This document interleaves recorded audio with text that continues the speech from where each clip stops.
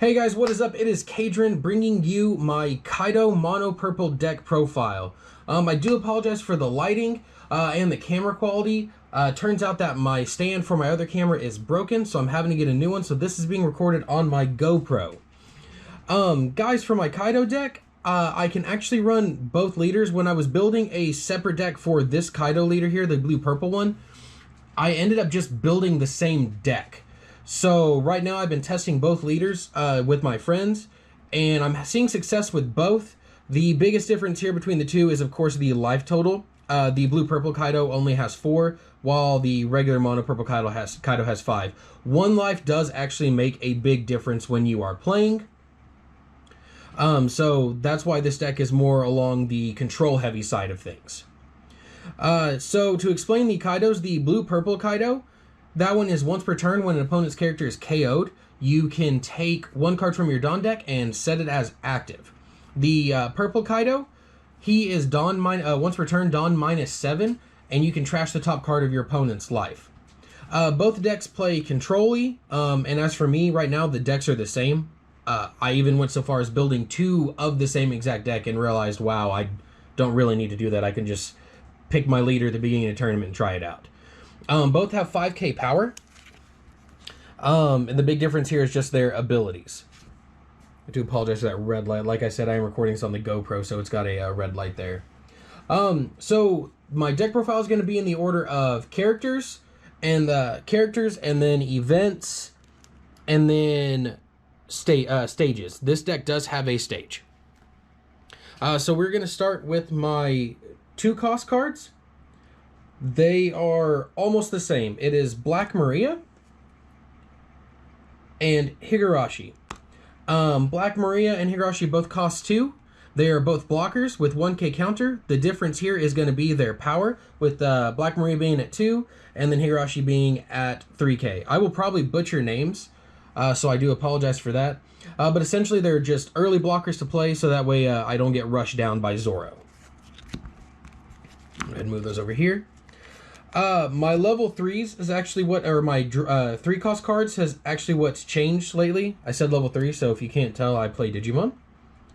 I play 4 Sasaki and 3 Jack. Jack is the newest that I've added into here. I did run the 2-drop ulti that you can pay 1 to set a Dawn at rest. Jack has actually been helping me with some hand control. While I control the field, I'm also trying to control the hand to make it to where my opponent has a harder time playing against me, and then I can push for my game.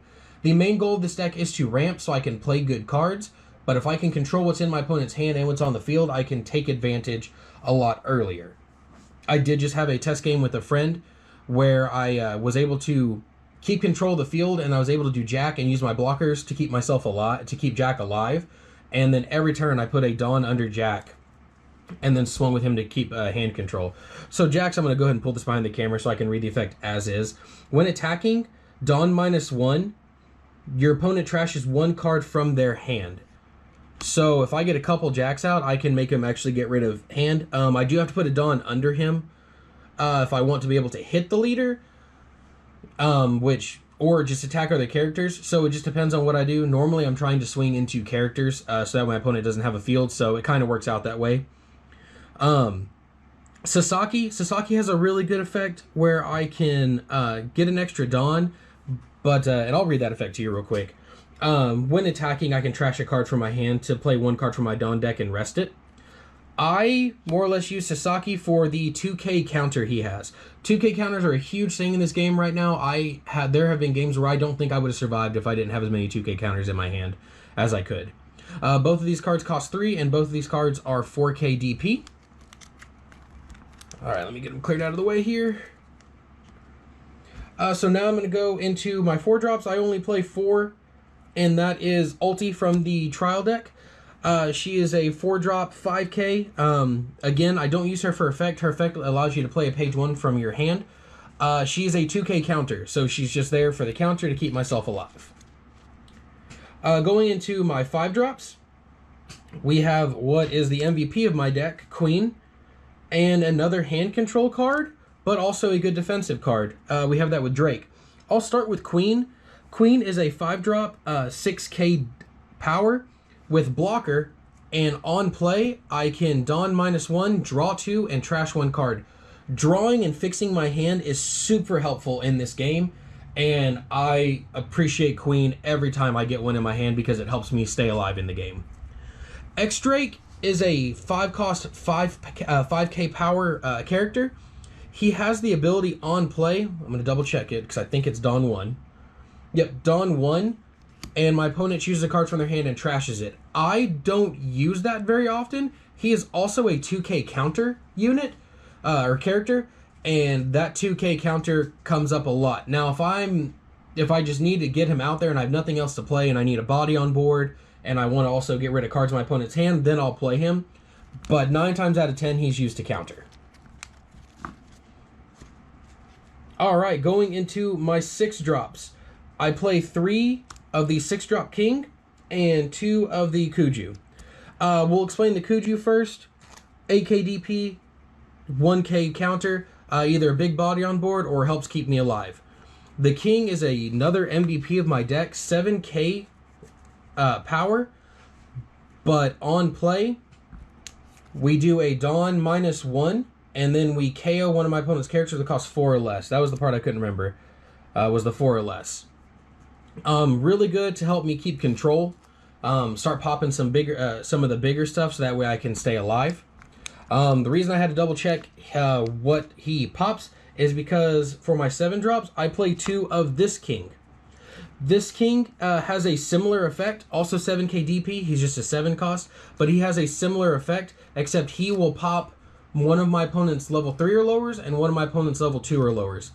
Super helpful to play this card against Zoro so I can pop a couple things before they get too crazy. I want the Namis to go, or I want the 3-drop Zoro to go, so this card, super, super helpful. Cards like this you also have to watch out for. They don't have any counter, so if you have too many of them in your hand, they're perfect fodder for Queenie. Now, I don't have any 8 drops, but I absolutely have the 9-drop Kaido. His on play is Dawn -5. You can KO one of your opponents. Let me double check that one before I say that wrong too. Cost 5 or less, and then he gains Rush. So he comes in, you put the Dawn back, you pop something, and then he gets Rush, so he can swing. He's a 10k body, so he is absolutely something my opponent doesn't want to see swinging into their leader, especially when they're low on life, because he takes a lot more to guard. And now one of my favorite cards I'm playing in this is the 10-drop Kaido. It doesn't take much to get to 10 as long as I have my setup right and am building up my Dawn. But Kaido here is a 12k body on play, Dawn -7. Let me double check that. Dawn -6. See, I had it wrong. Dawn -6. I'll read you the effect verbatim because I know I'm going to butcher it. If your leader has the Animal Kingdom Pirates type, KO all characters other than this card. So if you have nothing on the field and your opponent's swarming you, you drop him, you pay the Dawn. I thought it was 6, it's 7, or I thought it was 7, it's 6. And as long as you have an Animal Pirates Kingdom leader, which both of the Kaido leaders are, you'll kill everything but him.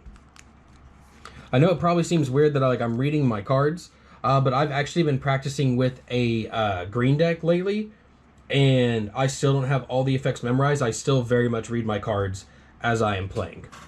So now we are at my events.